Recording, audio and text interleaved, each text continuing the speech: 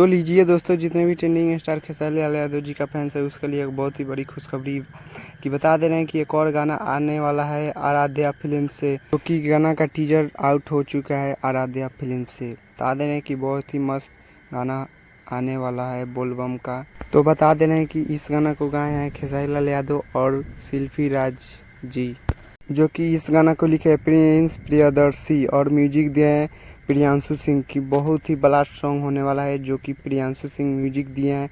बहुत ही super duper music देते हैं और प्रिंस प्रियदर्शी बहुत ही मस्त गाना लिखते हैं। बता दे रहे हैं कि आराध्या फिल्म से कल सुबह रिलीज हो जाएगा गाना, जो कि बहुत ही ब्लास्ट होने वाला है।